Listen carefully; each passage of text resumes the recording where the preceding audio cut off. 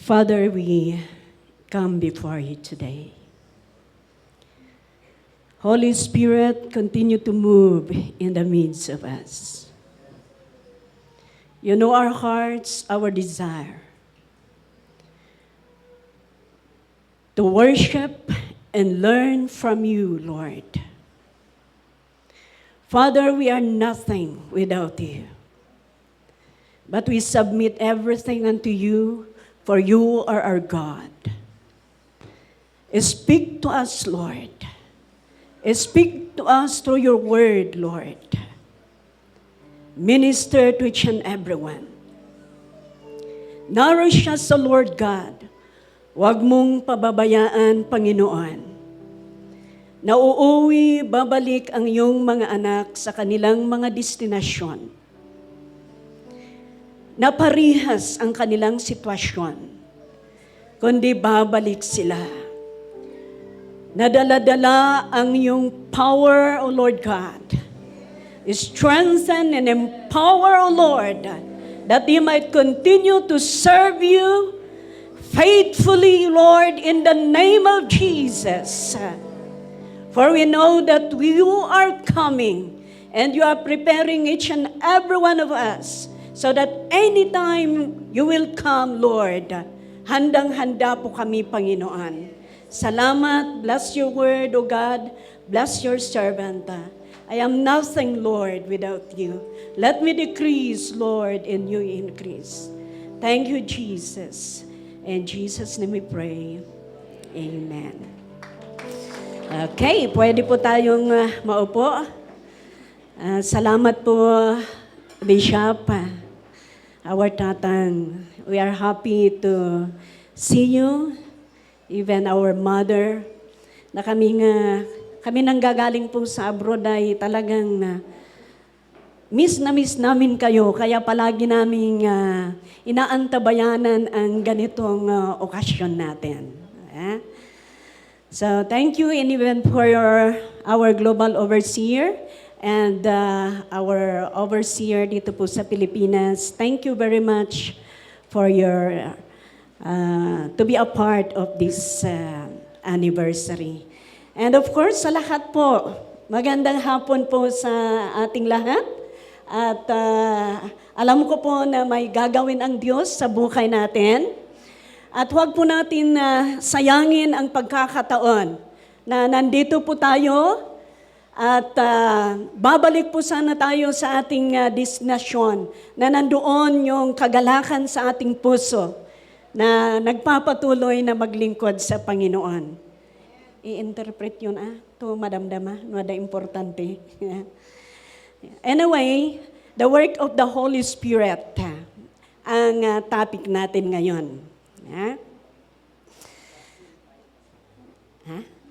Naka-zoom tayo. Okay.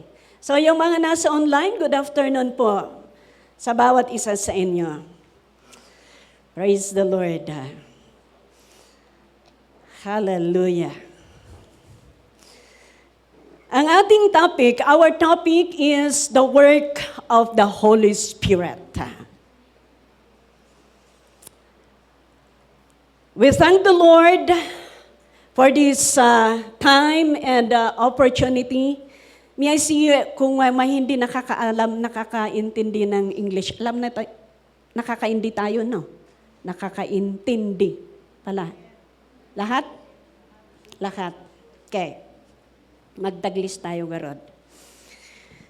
Our topic is the work of the Holy Spirit. I would like us to open our Bible in John chapter 14. In John chapter 14, verse 16. Starting verse 16. This is the promise before Jesus went back to the Father. I have 1 hour. And it says here, and I will ask the Father, and He will give you another counselor to be with you forever. Next verse, please. Can we start in verse 16, please? Para maano natin. Ay, tama. And I will ask the Father, and He will give you another counselor to be with you forever. And I will ask the Father, ano yun? Napaliit. Ay, nayundan. Okay, ulitin tayo. I will ask the Father, and He will give you another counselor to be with you forever. The Spirit of truth. The world cannot accept Him because it neither sees Him or knows Him. But you know Him, for He lives with you and will be in you. Hallelujah. So, we can see in here, there is a promise of God when before Jesus went to the Father. His promise is, kasi aalis siya, of course, yung mga disciples, alam nilang aalis siya, at nalulungkot sila. But there is a promise of God that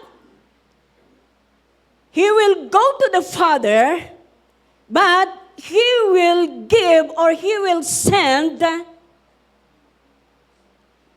comforter or counselor to be with us forever. Yeah? Amen. And before that, sabi niya, ang promise niya is, sabi niya, if you love me, obey my command. If you love me, then obey me.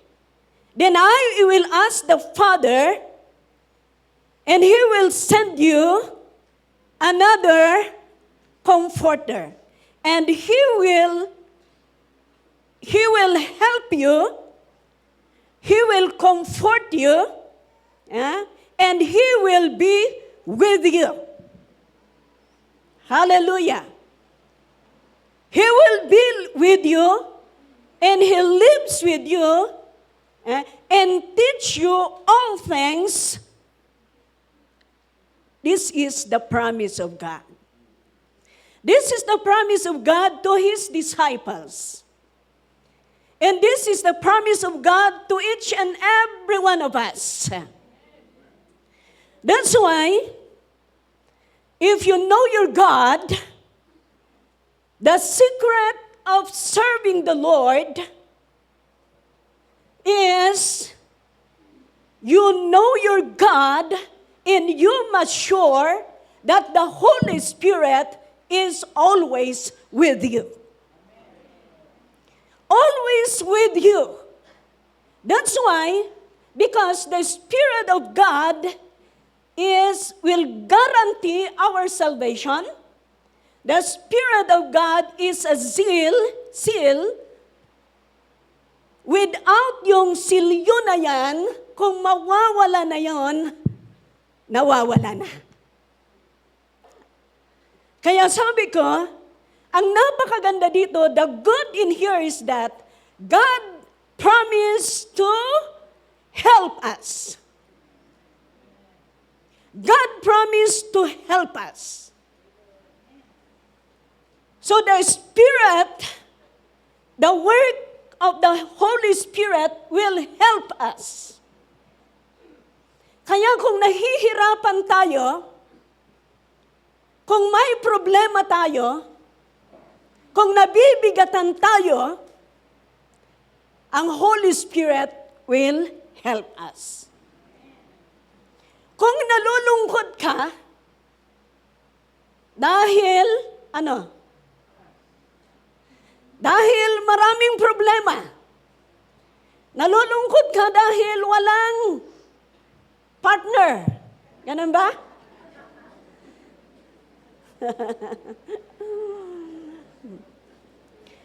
My partner ka. Sabi ko nga, if you know your God, you have a partner. Because the Word of God says, the Holy Spirit will be with you.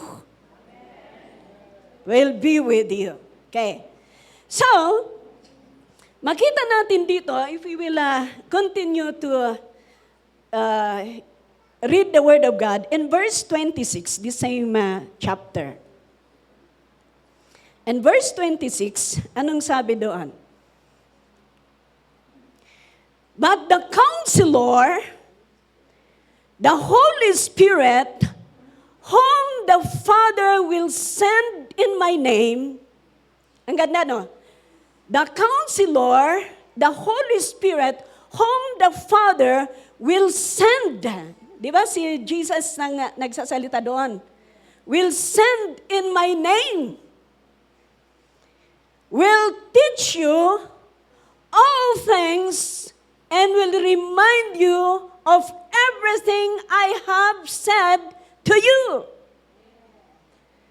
So the Holy Spirit also will teach us. Will teach all things and will remind you of everything I have said to you. I will remind you. So, if the Holy Spirit will remind us, yan ang isang trabaho niya. That is one work of the Holy Spirit. It will remind us so that we will not forget His Word. So that we will not forget the Word of God that we have learned, we are learning. Ang pinapag-aralan natin, hindi natin. Nagre-remind ang Holy Spirit. So, kahit mo garod, Pastor, awan garod itimang lilipat.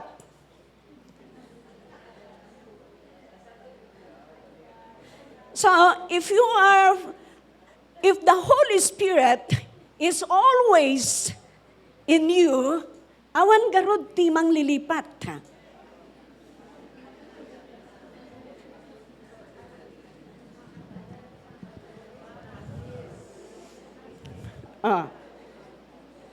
Iso nga wan garod ti agras rason nga nalipatak ka.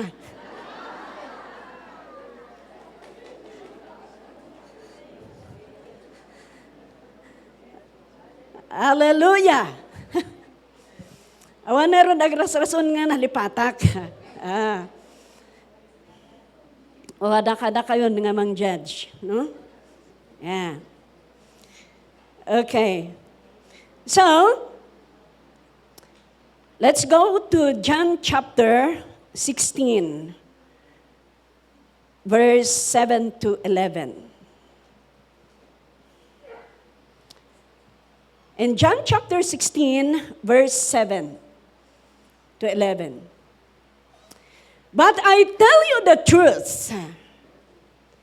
It is good for you, it is for your good that I am going away. Unless I go away, the Counselor will not come to you. But if I go, I will send him to you. Verse 8, please. When he comes, he will convict the world of guilt and regard to sin and righteousness and judgment. And regard to sin because men do not believe in me. And regard to righteousness because I am going to the Father where you can see me no longer. And in regard to judgment because the prince of this world now stands condemned. Hallelujah. So, we can see in here that the Holy Spirit, the work of the Holy Spirit is to convict us of sin. Ha? Kaya, mga kaibigan, according to this verse that we have read, papaano? Ha? Papaano? The Spirit, paano mag-convict ang Holy Spirit sa mga world or unbelievers? Sa mga unbelievers or sa mundong ito or individually or sa mga hindi pa nananampalataya sa Panginoon. And it has a connection with evangelism. It has a connection with evangelism that the Holy Spirit will convict the people. Papaano the Spirit prepare the way by softening the hearts and opening them to receive the message. Kagaya niya, ang message ni Paul, pinakinggan ni Lydia doon sa Acts, and the Lord opened her hearts to respond to the message of Paul. Kaya, my point in here is that, as long as, because this is one ministry that God had given to each and everyone to do, bawat isa sa atin. Ang daming works ng Holy Spirit, but I would like to remind us with this ministry that God wants us to continue. The Spirit of God will help us.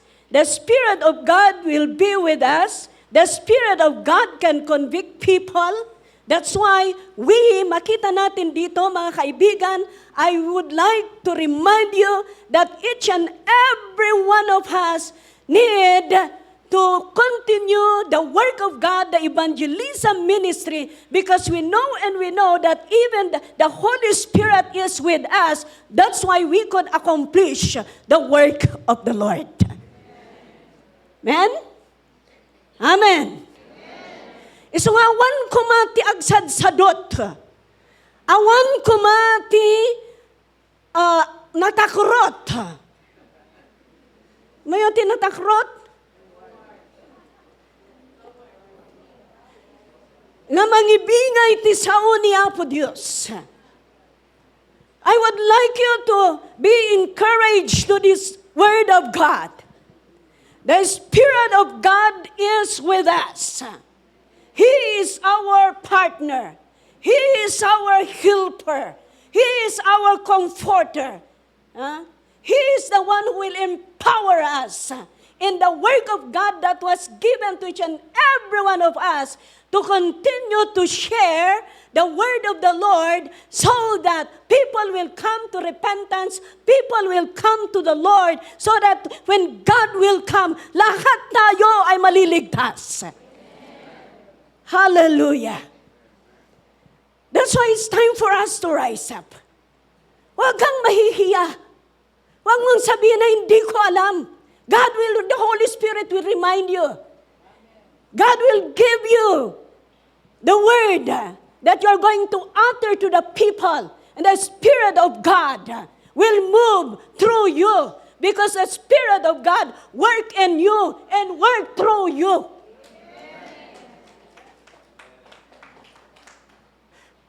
Hallelujah. How does it work? I would like us to see. Let us open our Bible in Ezekiel chapter 47. And Ezekiel chapter 47, verse 1 to 9.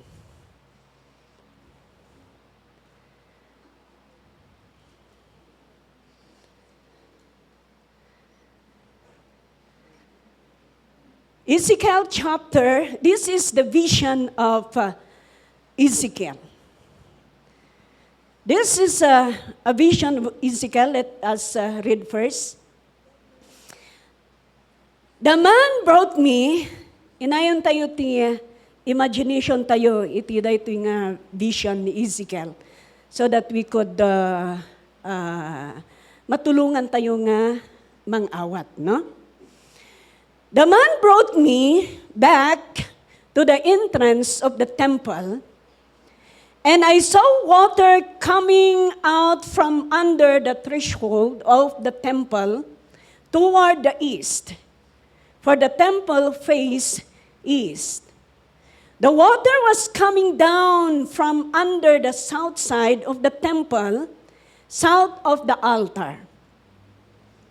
He then brought me out through the north gate and led me around the outside to the outer gate, facing east, and the water was flowing from the south side.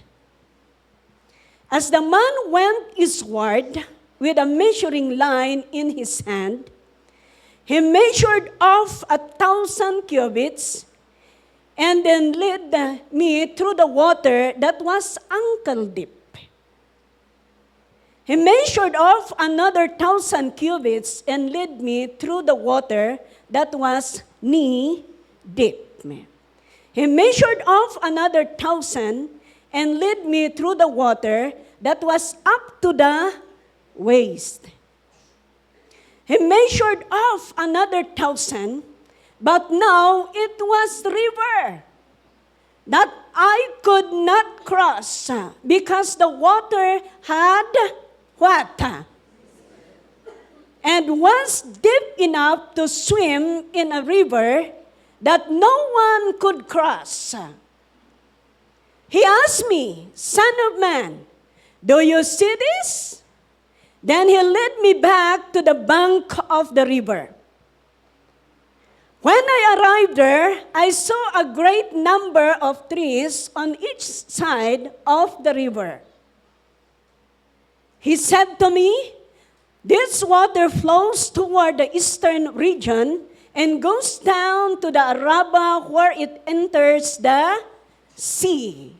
The other version did see. When it empties into the sea, the water there becomes fresh. Wow. Swarms of living creatures will live wherever the river flows. Then there will be large numbers of fish because this water flows there and makes the salt water fresh. So where the river flows, everything will live. Hallelujah. Praise the Lord. Kaya napakaganda ang theme natin ngayon. Napakaganda ang ginagawa ni Lord na ibinigay niya, revelation niya sa ating bishop. Everywhere na nag-healing crusade. Nag-healing crusade. Let us study this. Of course, Ezekiel was a prophet in exile. And Jerusalem had been invaded and conquered by the Babylonians. They devastated the city. They plundered and destroyed the temple and took thousands upon thousands captive to Babylon. And the people wanted to return Jerusalem, but Ezekiel was telling them that before they return to Jerusalem, they first return to God.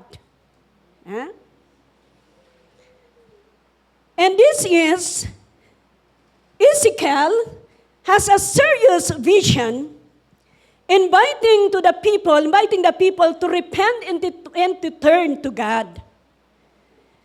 This is a serious vision showing hope, restoration, and miracle-giving life. Kaya, Ito po nag-start, and start with an angelic being, Ezekiel, to see the temple. Yeah?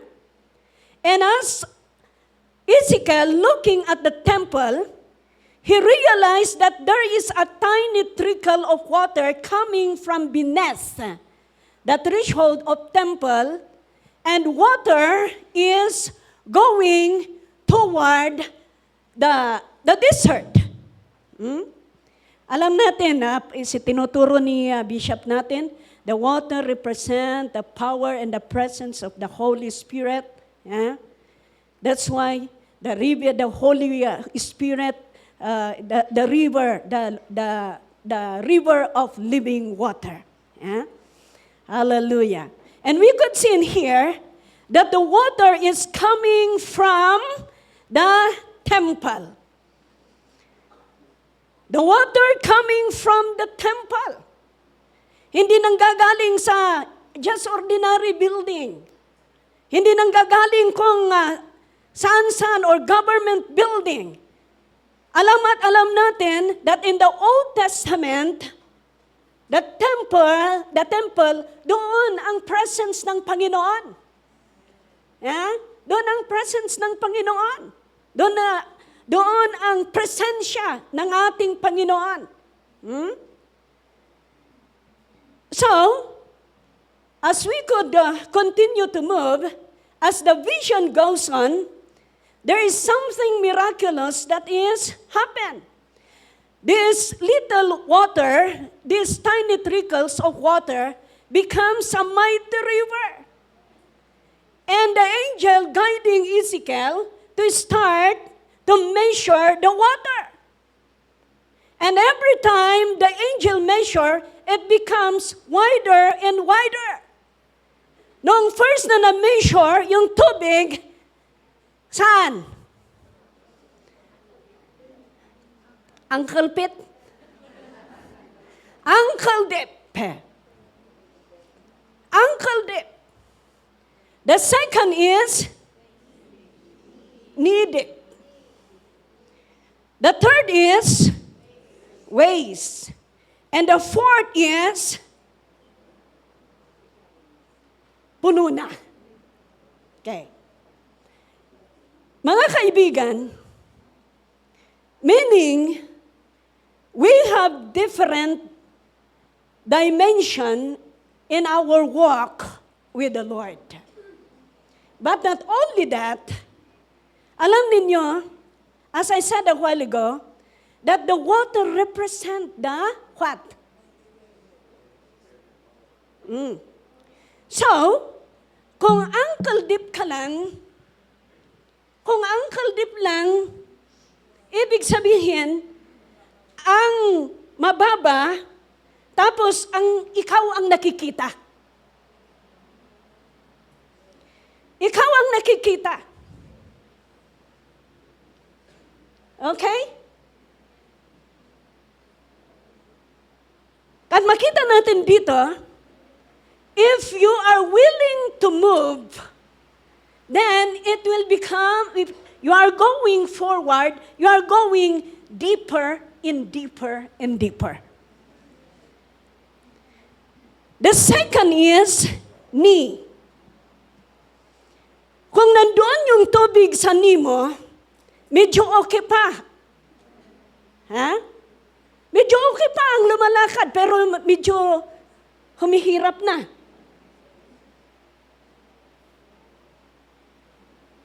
As you go deeper in your walk with the Lord, maraming mga bagay na mangyayari, but it will make you grow in the Lord. You will go, but you need to go forward so that you could go deeper in your walk with the Lord. Medyo at the first nan ni umun-unig ka. Tama? Tapos naging waist. Tingnan ninyo ito. Half cover half cover, half kapay lang. half kapay lang. Praise the Lord. Kung minsan ganun tayo, God is calling us, but we are afraid of the cost of serving. Kaya hindi pa natin maitudo-tudo. Pero tingnan ninyo ito. Kung nandito kayo, medyo maganda ang lumangoy. Doon sa paa, hindi kayo makalangoy. Kung doon sa ankle pa ang tubig, hindi pa kayo makalangoy. Tama?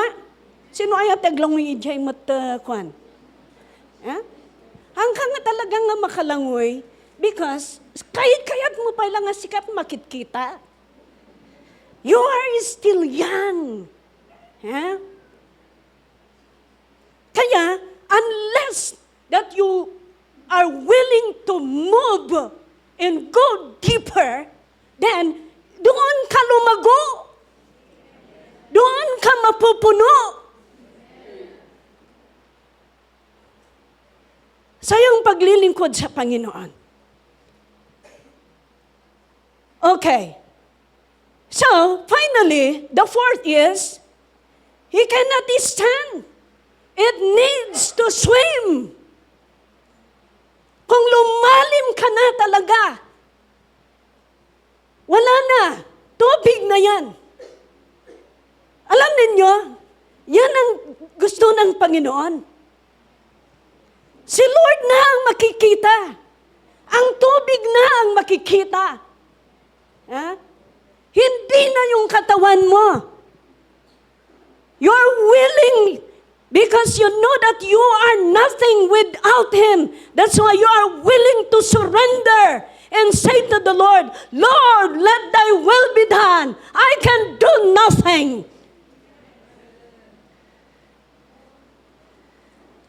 Yan po ang gusto ng Panginoon. Kailangan talagang malipos. Malmas. Hallelujah. Kailangan talagang itong flesh na ito yung gusto natin sa buhay. Kailangan na totally na makaburan yan. And if you will get to that point, awanan ti struggle. Wala nang mag-i-struggle. Dahil alam na ninyo, hindi na kayo ang nakikita. Allow the Lord na siya ang mag-manage, siya na ang mag-direct sa buhay ninyo. Siya na ang iso na timang awit kanya yun, no ag-swim kayo. Diba? If you swim, then the water, talagang you are covered, and the water is the one who is holding you up.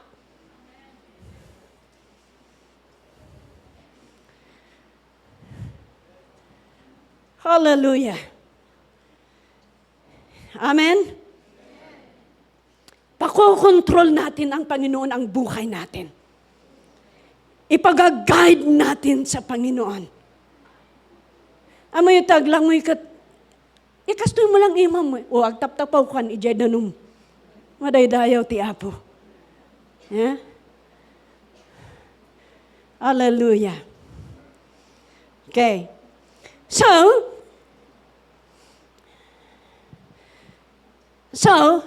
as the vision progressed, the angel taking Ezekiel out of the river doon sa gilid. No? Baka sabihin ninyo, so nawala na ang espiritu ni Lord kay Ezekiel dahil pumunta na siya sa riverbank. No. You know why? Once you are carried by the water of life, you are carrying the river in you. Once you are in the river, the river will be in you. That's why Jesus said, if you believe, the rivers of living water would flow from within you. Sabi niya doon sa John chapter 7, verse 38. Yeah? So, let's continue. As the angel pulling Ezekiel and put it in the riverbank, he said, sabi niya kay Ezekiel, what do you see? Yeah? What do you see? And he answered, I see trees both sides. You see, remember, as you go deeper, your life change, in your surrounding also change. The revival means it is not only you. Yeah. Remember that you are the steward of the presence of God. God will use you to turn the desert into garden. Yeah. God will use you to turn the desert into garden. Gusto ba ninyo yan? Hallelujah. You see the plan of God? Makita ninyo mga kaibigan, doon sa the vision doesn't stop in there. The river, we could see in here, that the river going towards the Dead Sea, right? The river going towards the Dead Sea. Tingnan ninyo ito because of the water, yung disyerto, remember yung disyerto, yung tubig pumunta doon sa disyerto. Tapos alam natin, yung disyerto, walang doon. Walang mga adamati cactus. Iso ada cactus. Ada siguro, kasi dyan lang.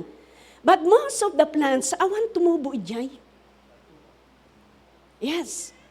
But when the water flows, doon sa disyerto, wow! Nagiging trees, plants, ang ganda. You see, the work of the Holy Spirit. Yeah? It turns the desert into garden. And it did not stop in there. Let us see. Sabi niya dito, the river going towards the Dead Sea. The Dead Sea is a lake in the southern Israel. Tama? Yung Dead Sea, walang outlet yon. Kaya nga, Dead Sea. Walang outlet yon. And according to the study, it is the lowest part on earth, is the lowest land elevation on earth. No outlet. Sabi nila, 8 times salty than any ocean on earth. 8 times. And no plant, no aquatic life survive in this water. Awanti fish. Awanti mabiyag. Yeah? That's why, but you see, the river goes in the Dead Sea. So we could see in here, there is a picture of confrontation meeting life in death. Meeting life in death. But we could see in here, but life overcomes death. Life overcomes death. Kaya, makita natin dito, ito ang picture, ito ang dapat na gawin natin. That's why we are called also to go to the dying world. Ha? Natawag ako para tayo din ay pupunta sa sa mundo na makasalanan ng daming mga tao na walang espiritu ng Panginoon sa kanila. So that we will share the word of the Lord. We will share this blessing of God. So, makita natin dito that the river of life, nganti actual man kat kastoy, ang actual, ang tubig, talagang pinapasok niya ang mababang lugar. Di ba? Mababang lugar. Ang pinakamababang lugar, pinapasok na yan. Bumaba nga bumaba. You know, even in spiritual life, God can go in even in the deepest desperation sa buhay natin. Yes. God is willing to go to the lowest place of desperation and hopelessness in our life to bring resurrection, miracle, and to bring life. Hallelujah. Kaya, salamat sa Panginoon. Salamat sa Panginoon. And hindi lang nag-end dito. Makita natin dito that the prophet is talking about fish of all kinds. Fish of all kinds. If we are talking about fish, it's telling about the harvest of souls. And every true revival brings harvest of souls. And every time the Spirit moves, people saved, broken heart mended, life restored and transformed, mga kaibigan. And this is our role. We need to go out. What God does in your life, it is not just for you. It means to be shared. Kaya bawat isa sa atin, kailangan talagang mag-rise up tayo. You know, ituturo ni Bishop regarding end times. There are many people who are crying out in the desert of darkness. Kailangan niya tayo. Kayong mga bata-bata, you rise up. Makita yun da kami, dagiti pa pastor yun, nag-uba-ubandan. One mat, agsasakit da. Sino sumaruno? Da kayo siyempre. Yung numadiyo, baka milagro niya po Diyos pa, ubingon da kami manan.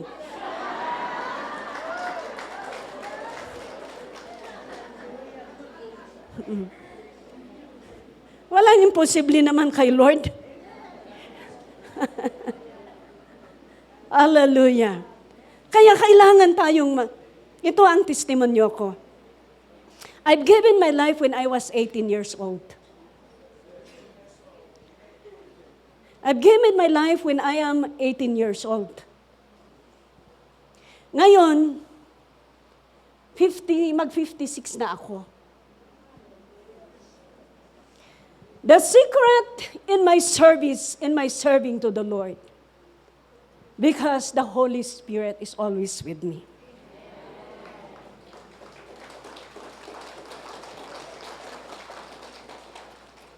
I never allow na aalis ako, iiwanan ko ang Holy Spirit. This is an encouragement to each and everyone. I am 18 years old. Naggraduan lang ako ng high school. Wala po akong alam. Han ko mo English.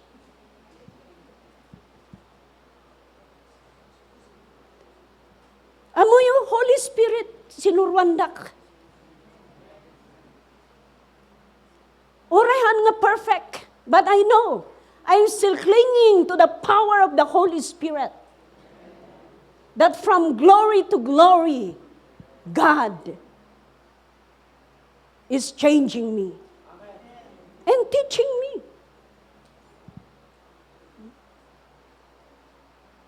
I am just relying to the power of the Holy Spirit. Amo yung tikakabil ko panunod ko. Hanak mo't nga talaga nga English spokening eh. Ta Pilipina ak. Second nga kakabil ko ti panunod ko. Oray to pwede iti professional. Adala ta pagkamalianda. Ti karkaro siyak. Nga awan adal na.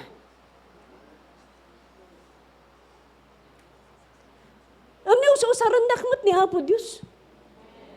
Why? Because of the Holy Spirit. That's why don't underestimate the Holy Spirit. So nga dagiti kakadwa kadita nga awan adal na, hang kayo nga kuan, hang kayo mabutbutan. Oray panda kayo di abroad. Hang kayo mabutbutan. Apay, maartapan dati Holy Spirit? Oray di adal da. Di jay ti mabalin po lang, awan sa bali maipanakal ko, di jay laan. Because the Holy Spirit is always with me. So, hantay yung agbutbutang, hantay yung agbabain. Siya kumantikitan yun. Da kayo nga padak nga awan ti adal na, nalalaing ni Apo Diyos. Agserbi tayo.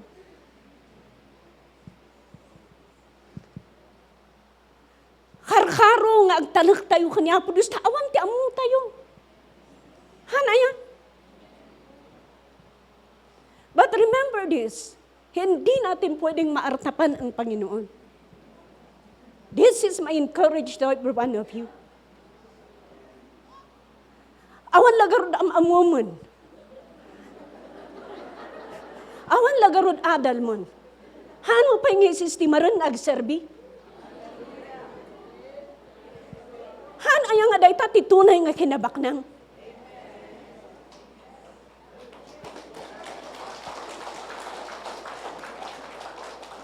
You know, I'm not ashamed. Awan ti kabain ko. Han na kamabain no siya sino ak.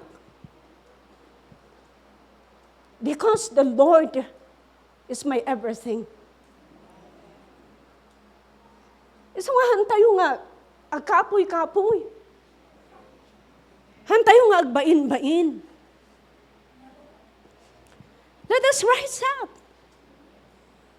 The Lord is coming.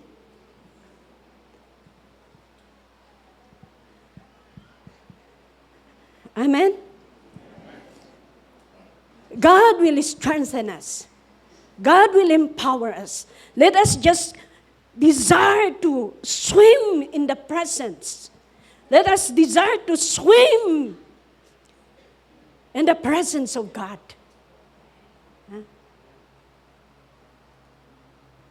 Isuahan tayo nga agsadsadot. Isunat ti helper tayo. No, dati problema tayo, isunat ti comforter tayo. So nga makataktakder tayo. That's why in the beginning pa lang, starting ko kunak, the secret in my service to the Lord is because of the Holy Spirit. He is my helper. He is my comforter. He is my everything. He will help us. Anyaman nga klasin ti kapoy dahi tas, tulungan da ka ti Apo. Anyaman ti problema, tulungan da ka ni Apo Diyos.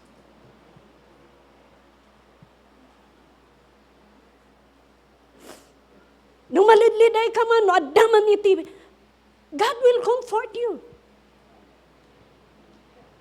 He will help us, He will strengthen us. As long as we are willing to go deeper and swim with the presence of the Lord. Amo yung kakabsat, no, apay nakatakdirak pa lang nito, ingana tata, dahi tati sekreto. And even, oray tata, matististing.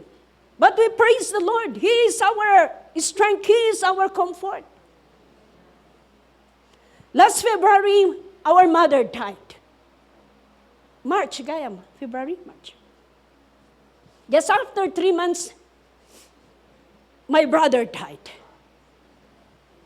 When I was in UK. Anya ko na ni Bishop. Hunak nga apay ko mga agawid akngay.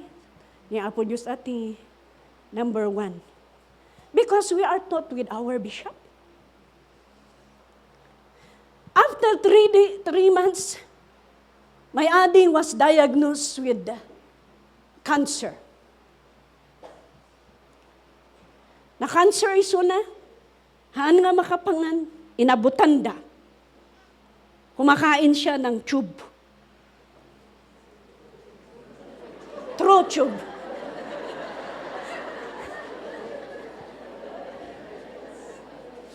Throat tube. Hanggat siya'y nakimo, inabutanda manen, nakimo siya 7 cycles. After nakimo siya, na operation. So aduti ay edisin mang putak at inpakita na kanya. Yaman nakta na biyag pay. What I thought is, maawanan man ti ading. And while my sister, my younger sister, is having her operation, my brother-in-law yun, naitaray man nun, ijay hospital. Hab-habulan na, kaya mumimatay. Sunod-sunod yan. But I thank the Lord, He is our helper and comforter. He is our supplier. Hindi ko alam kung paano pinambayad ng Panginoon ang kanilang pangangailangan. My brother-in-law yun is, ang total ng kanyang bill is 700,000 plus. Because heart. But I thank the Lord, to cut the story short, it went down to 35,000.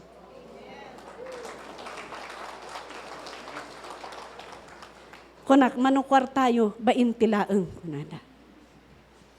Sunod-sunod yan. Ma-opera yung isa, nandoon sa ICU yung isa.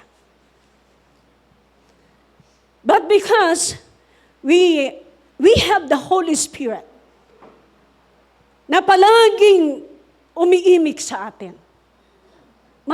Palaging nagmimensahe sa atin. At alam natin na kasama natin, siya ang kalakasan natin.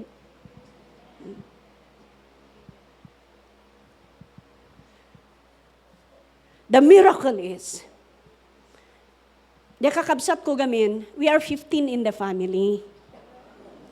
I am third to the last. Sa mga buhay, ako ang number 10. Tights. Parang ganun. Ano? Yeah.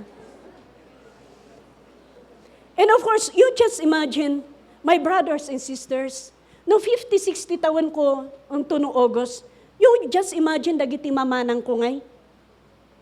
Si Senyor Dan. Si Senyor Dan. And here comes my ading nagsakit.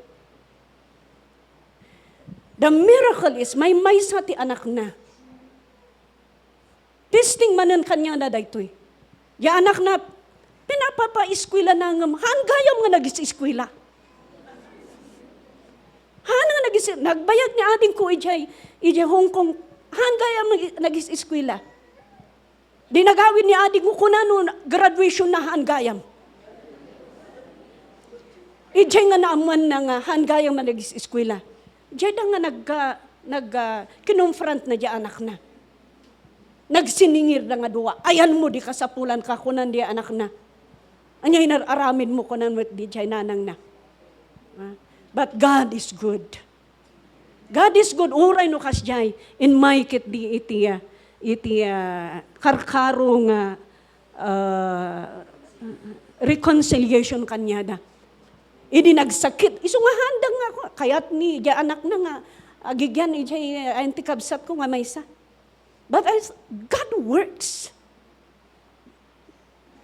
Hindi nagsakit ni nanang na, uray kas jay anak na nga lalaki, iso na tinang banbantay, iso na tinang daldalos ti sugat na, iso na tinang nagbiblend ti kanan ni nanang na, ingana nga medyo okay, ingana nga nalpas ti operation na, now ko na ni mama na, ingkan agtrabaho ta da igatang ko ti agas ko. He went. Tatrabaho.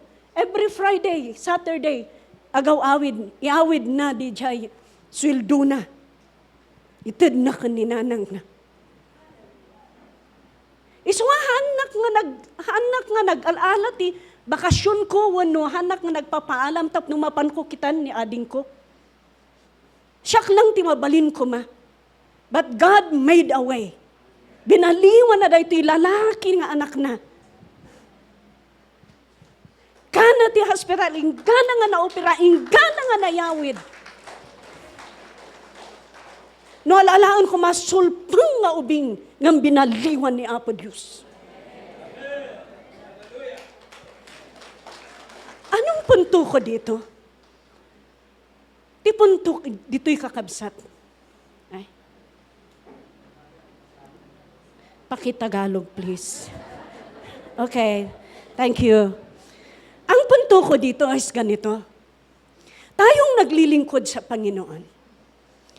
Alam ng Panginoon ang puso natin. Alam ng Panginoon ang debosyon natin. Alam ng Panginoon kung paano tayo maglingkod. Walang imposible sa Diyos na gagawa ng paraan para imbis na si ikaw ang gagawa, may gagamitin si Lord. Yan po ang paniniwala ko. And I would like to challenge each and every one of you. Let us serve God. Let us serve the Lord. Wow, awan oras kun. Hallelujah. Okay. This is a shortcut ko. The Holy Spirit also is enable us to worship Him. But, you see, the Holy Spirit, in worshiping the Lord, we need to have that Holy Spirit. Your worship to God is not hindi tunay kung wala yung Holy Spirit. Kaya sabi ng Panginoon, doon sa John, chapter 4, verse 24, yung ano natin, ano? We need to worship God in Spirit and in truth. Sabi niya, God is Spirit and His worshipers must worship in Spirit and in truth. Sabi ni Bishop kahapon ba yun? The center of our soul is in the mind. Yeah? And the center of our spirit, of the spirit, is the heart. That's why we need to worship the Lord in Spirit and in truth. It needs to really come from the heart. Kaya makita natin dito, in this verse, we could learn that the worship that catches the attention of God is the worship done in spirit and in truth. This is the kind of worship na hinahanap ng ating Panginoon. Ang nakakakuha ng atensyon ng Panginoon ay yung nagpupuri ng Espiritu at katotohanan. Hallelujah!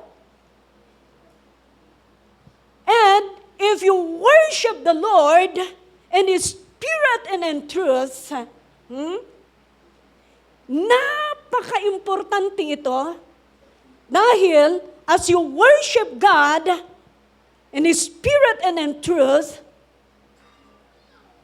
it will work, the Holy Spirit will work, and He will set you free from the bondage from His spiritual bondage. Okay. I would like us to open our Bible in Matthew chapter 4. Let's start in verse 1. Kastoy mo, pastora, na malpasak. As the Spirit leads. Okay.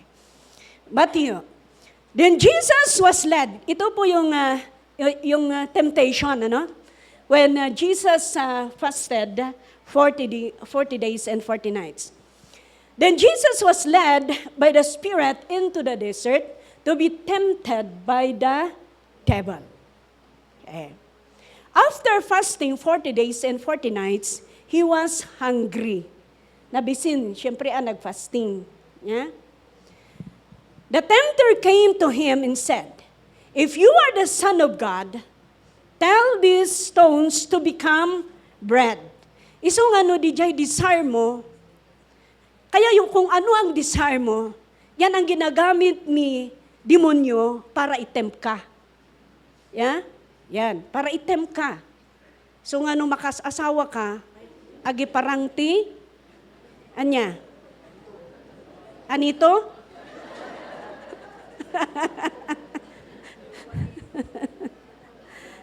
Yeah.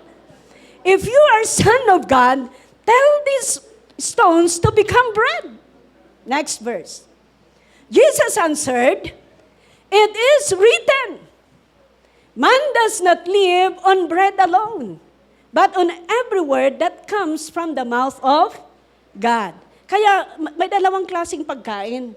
Literal, physical na pagkain, spiritual na pagkain. Kaya ang Kristiyano, dalawa ding pinapakain. Physical at saka spiritual. None. Next verse. Then the devil took him to the city and had him stand on the highest point of the temple. Next verse. "If you are the Son of God," he said, "throw yourself down. For it is written, He will command His angels concerning you, and they will lift you up in their hands so that you will not strike your foot against the stone." Tingnan ninyo. It is written. Remember this.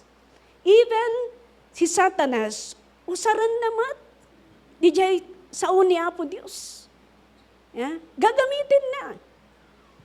Kaya kailangan, para hindi tayo malinlang, we need to learn and learn. Study, hear and hear the Word of God. We need to go deeper and deeper and deeper. Yeah? As we're learning, as we go deeper and deeper, we are going wider and wider. Yeah? Jesus answered him. You see, sumagot si Jesus. It is also written. You see, it is also written. Kaya sabi yung tempter, it is written. Sabi din ni Lord, it is also written. Nag-ano sila? Sabi dito, do not put the Lord your God to the test. Again, the devil took him to a very mountain and showed him all the kingdoms of the world and their splendor.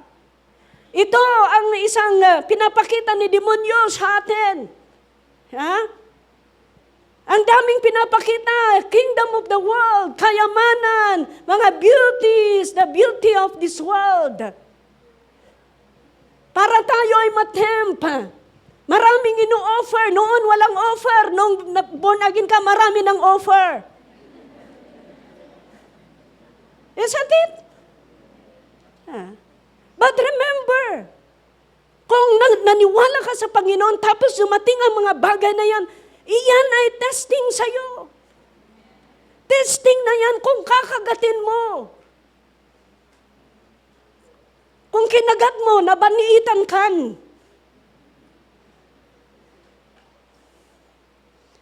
All this, you see, all this I will give you, he said, if you will bow down and worship me. You see, all this I will give you. Sinasabi ninyo, ano ba naman ang buhay na ito?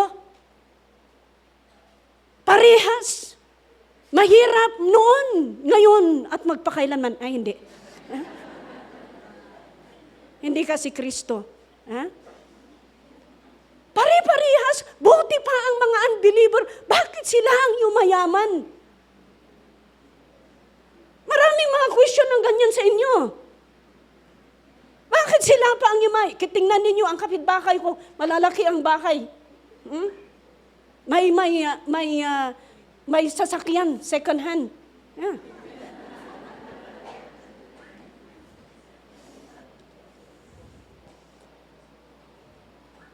Okay. Okay, tuloy natin. But, ano yun? Tingnan ninyo kung mag-bow down kayo kay demonyo, yan, payayamanin kayo. Yan naman ang sabi niya. If you bow down to me, bow down and worship me, I will give all this to you. Yes. Nakita yun, dyan news sa Manila, hindi? May news doon. Yung yung magnanakaw, tinanel niya, ay duman sa tunnel. Inabutan na diya pawn shop. Kinuha niya lahat yung doon. Kasi kuman ni demonyo, yung katakawan, di jay kunana. Tapos kunada taga Bagyo kano. Tanalaing dang agminas.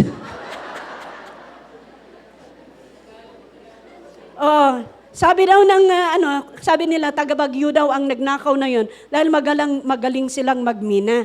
Pero hindi. You see, dumami ang pera mo, kunin mo lahat yung pera doon sa pawn shop, di yumaman ka, di ba? Sabi ni Pastora Dominga noon, may kapitbahay daw sila, bakit umalis lang ng 6 months? Bakit nung bumalik, ang dami ng sasakyan, ang dami ng kwan? Ay, talagang nag-bow down. Pero ituloy natin, tingnan natin, last po ito, okay? Jesus said to him, away from me, Satan, for it is written, worship the Lord your God and serve Him only. Next verse. Then the devil left him, and the angels came and attended him. Jesus said, worship the Lord your God only. Worship the Lord. Serve Him only. Magpuri, maglingkod tayo sa isang Diyos. Ano pa ba? Sabi yung sister ko, sabi niya, noong mamamatay na ako, sabi niya, isang bagay lang ang natitirang importante sa akin, sabi niya. Hindi mo pala maiisip pala kung anong-anong bagay. Iisang bagay lang, yung paglingkod mo lang sa Panginoon. Yan lang ang natitira, sabi niya. Yung paglilingkod lang sa Panginoon. That's why let us worship the Lord. And the good thing, sabi niya, the devil left him. If you worship the Lord, the devil will abandon you. The devil give up on you. Satan will not dominate you. Satan will not put you in bondage. And the devil said, I am tired of getting this person beside me. Hallelujah. We need the Holy Spirit. We need the Holy Spirit. Father God, we bless your name. Thank you, Holy Spirit, for being with us. You never abandon us. You never leave us alone, Lord. In every situation of your people who are serving you faithfully, hindi mo sila pinapabayaan. Salamat, Panginoon. Salamat, Banal na Espiritu. Salamat, Father, for sending the Holy Spirit to be with us. We give you praise, O God. We give you glory. In Jesus' name, amen.